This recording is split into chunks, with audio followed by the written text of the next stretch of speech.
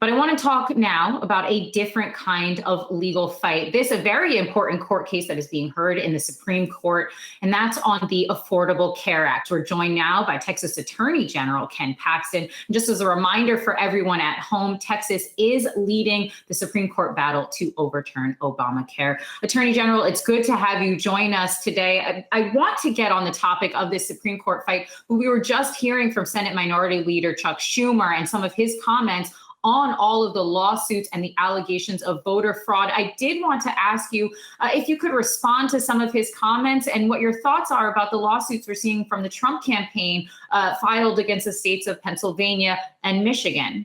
So I have an interest in this because in Texas, we dealt with lawsuits prior to the election.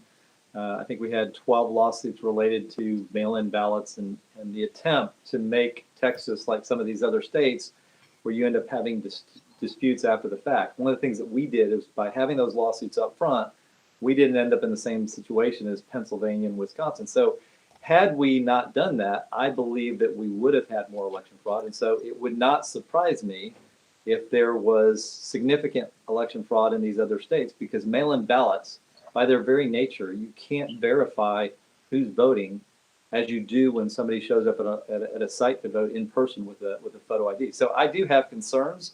Who knows if they can get to the evidence. It's a hard thing to do and it's a hard thing to prove, but it would not surprise me, knowing what I know about election fraud in Texas, that there is election fraud in other places, and it could be, by a large measure. If there is election fraud in other states, I want to quickly ask you here, and then let's shift the conversation to that Supreme Court fight. But if there is election fraud, most studies and research show that fraud happens at very small amounts. So even if there was fraud in Pennsylvania, even if there was fraud in Michigan, it would not be enough to overturn the results in the state.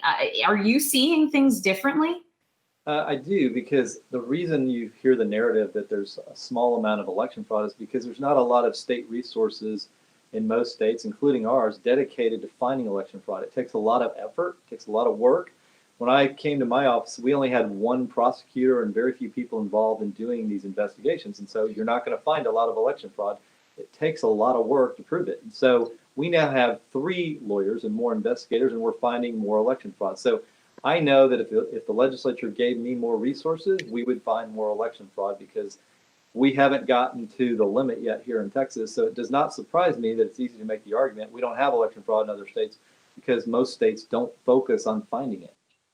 All right. I do want to mention for everyone at home, however, that we have seen judges throw some of these lawsuits out because they say that there is not enough evidence of election fraud in some of those allegations. Attorney General, I want to turn now to the Supreme Court case. And I want to start with, and I really hope you can correct me if I am wrong here, so I want to make sure I'm explaining it for everyone about the crux of this argument. You are the lawyer, I am not. But essentially, the argument being made in the Supreme Court is over that of individual mandate. That, of course, is the mandate that is requiring Americans to have insurance or face a penalty if they do not. You guys are arguing that if that mandate falls, or if it is found to be unconstitutional, that the rest of the law, therefore, must fall with it, correct? I do have that accurate for everyone. Okay, great. I know it's a very simplified version. And, a lot of analysts have been reading about this. A lot of folks are saying that this is a pretty weak legal argument. I know that you probably are feeling differently since you're the one arguing it, but wondering, considering you're hearing all this criticism that it's not a very strong legal case, what hope do you guys currently have that you're going to have success in your claim with the Supreme Court? Well, I do think it's interesting that people say, the analysts say it's a weak argument. We won at the district court level on the very issue that they said was a weak argument. We won at the Fifth Circuit on the very issue that they said is a weak argument. So now we're at the Supreme Court, having won at every level with people telling us we had a weak argument. So that's a little bit, disingenuous when we've had success all the way through the process. So I don't think it's going to be a 9-0 decision against us. It's going to be a split decision one way or the other. It's going to be a close vote, and it's going to come down to the interpretation of whether legislative intent and what the text of the statute actually says about severability as to how these justices rule. And we think the legislative history and the actual text favor us. Now, if there are policy considerations, we don't think the judges should take those into account. They should just follow the law and do their jobs. Has your calculation on how the Supreme Court is going to rule changed at all since Justice Barrett was appointed to the bench? Look, we're optimistic. We think she is a textualist, somebody that will actually read the text of the statute, follow the Constitution as the framers intended it, and that's always good for us. We like judges that follow the law, who aren't there to make up law or try to fix something that Congress should have done or shouldn't have done. That's not their job. That's the job of the legislature, who is elected by the people, not judges appointed by presidents. Now, I was reading some of the oral transcripts on the arguments, Justices Kavanaugh and Roberts making comments about severability.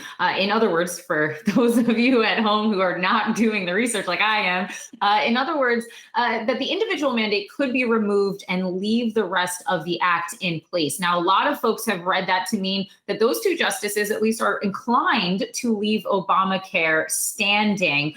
What was your reaction to some of those thoughts and comments? Are you reading it the same way that those justices might not rule in your favor? Look, it's always difficult to tell which way they're going to rule. I've been surprised before. I think a lot of us have been surprised before. But remember, there are three different issues. There's a standing issue, which no one's questioning whether we're going to be successful. There's the idea of whether the individual mandate needs to be struck down, which is this idea that Congress can order you to buy health insurance. No one seems to be questioning whether we're going to win on that. So the only issue that people seem to be questioning is whether the other issues related to Obamacare need to stay in place. And our argument is, hey, look, Congress said in the statute and in the legislative history that fundamental to the purpose of this statute was the individual mandate, this idea that you were forced to buy insurance by the government. And with that gone, our argument is Congress had no purpose in the rest of the legislation standing. It's a very, I think, legitimate argument, and one that we should win based on the law. Now, I have to mention, this law has been in place for a decade. Congress has tried to overturn it. They've had more than 60 votes on the Affordable Care Act. This lawsuit, of course, I'm wondering if you see this lawsuit as a last-ditch attempt from Republicans, or the last, essentially, attempt that Republicans can make to essentially overturn the Health Care Act. This isn't based on party. This is based on whether the Constitution matters, whether the law matters. And that's our argument. Hey, the courts are not there to make policy decisions about whether this should be staying here or not staying here. They need to look at the text of the statute and look at the Constitution. And I think it's been pretty clearly determined that that Congress doesn't have this kind of authority. The question then is, does the statute, as read, allow them to keep the rest of it in place? And we just don't think it does.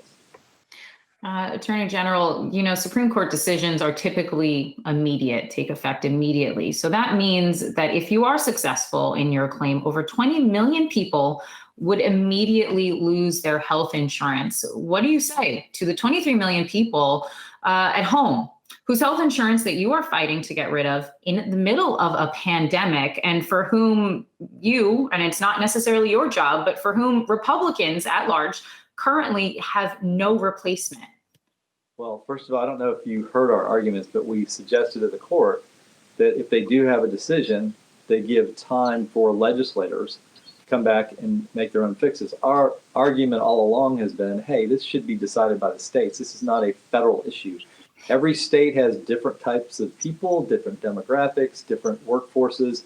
Why not let the states make their own decisions and provide resources and opportunities that are individualized as opposed to one size fits all from the federal government? We think our state can do it better, and that's what we argue to the U.S. Supreme Court, and we continue to believe that Texas can come up with a better solution than the federal government for Texans, and that Massachusetts would be better served by their legislature as opposed to one size fits all for every state. So then why hasn't Texas come up with a better solution? Well, we've been precluded by federal law. So we had a partial solution, I think, before all this went into effect, and it was somewhat taken apart by the Obamacare legislation. So we want the opportunity to come back and do the best we can for our people, and we think we could do a better job providing more choices, because remember, Obamacare was supposed to let you keep your doctor. It didn't let you do that. It's supposed to cost less. It's been more expensive. It just takes away choices from the American people. I want the American people to make the decision about who their doctor is and not have the federal government tell them who they can go to. All right, this is going to be a last question for you here. I have to ask you, since you are facing legal issues yourself, do you have any plans to resign or step down, especially after these allegations that you have abused the power of your office? Absolutely not. We have tried in this office always to take care of our constituents. I'm going to continue to work for the people of Texas, and I'm proud of this office. I'm proud of what we've done on Obamacare. I'm proud of things that are going on in this office related to election integrity, and you're going to continue to see great things from this office.